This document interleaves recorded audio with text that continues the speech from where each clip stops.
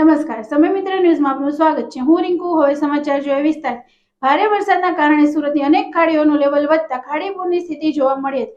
ત્યારે સરતાના વિસ્તારમાં આવેલ સીમાડા ખાડીનું રુદ્ર સ્વરૂપ જોવા મળ્યું હતું અને ખાડીની આજુબાજુમાં આવેલી સોસાયટીમાં ખાડીના પાણી ઘૂસી જવા પામ્યા હતા।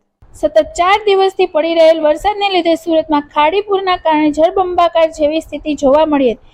સરથાના વિસ્તારમાં આવેલ સીમાડા ખાડી ઓવરફ્લો થતા ખાડીની બાજુમાં આવેલી શુભમ પાર્ક સોસાયટીની અંદર પાણી ઘૂસ્યા હતા। સતત વધતા પાણીને કારણે સોસાયટીમાં બનાવેલી ખાડીની દિવાલ તોડી પાડી હતી।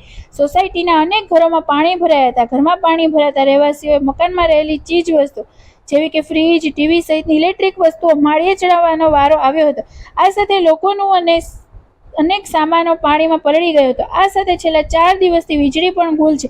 ત્યારે લોકોએ પાલિકા સામે રોષ દાખવ્યો હતો। કેમેરામેન સતત 4 દિવસથી વરસાદ અવિરત પડી રહ્યો છે ત્યારે સરથાણા વિસ્તારની અંદર ખાડીપૂરની સ્થિતિ જોવા મળી રહી છે। ત્યારે આપણે સરથાણા વિસ્તારની અંદર શુભમ રેસિડેન્સીમાં આવેલ સોસાયટીની અંદર પાણી ઘૂસી ગયા છે। ત્યારે સોસાયટીની અંદર મકાનોની અંદર પાણી આવતા મકાનોમાં રહેવાસીઓ પાણી સામાન મારતે ચડાવવાનો વારો આવ્યો છે। ત્યારે સોસાયટીની અંદર મકાનોની અંદર પાણી ઘૂસી ગયા છે।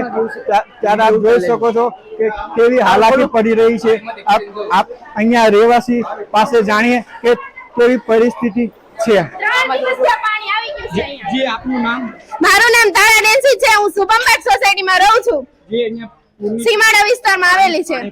3 દિવસથી પાણી ભરાઈ ગયું છે અને 3 દિવસથી અમારે અહીંયા લાઇટ નથી અને સતત પાણી ભરાઈ ગયું। અચાનક એટલો વધારો થયો। અમે બધું તો સેટલમેન્ટ નો જ કર્યું હોય ને, જેન્ટ્સ ઘરે ન હોય, મહિલાઓ ઘરે હોય તો કઈ રીતના બધી વસ્તુઓ અમે ગોઠવી? ઉપર તો અમારે રાખવી ને બધી વસ્તુ, ફ્રીજ, ગાદલા બધું પલળી ગયું, ખાવા પીવાની વસ્તુ પલળી ગઈ છે।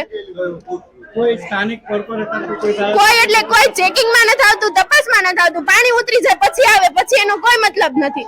3 દિવસે લાઇટ નથી ને તો પણ કોઈએ કાંઈ એની વ્યવસ્થા નથી કરી। જે 3 દિવસથી લાઇટ હોવા છતાં પણ તેઓ રહેવાસીઓ અહીંયા લાઇટ વગર રહેવા પામ્યા છે। ત્યારે આપ જોઈ શકો છો કે ઘરની અંદર બેડથી માંડીને ટોટલ વસ્તુ માળીએ ચડાવવામાં આવી છે અને કે લોકો ઘરની અંદર રહેવા મજબૂર બન્યા છે। ઘરની બહાર તેઓ નીકળી નથી શકતા। આપ જોઈ શકો છો કે ચાલુ વરસાદે લોકો ભારે મહેનત કરી રહ્યા છે। કેમેરામેન હિમાંશુ સાથે અર્ચિલ ધોળકિયા, સમય મિત્ર ન્યૂઝ, સુરત।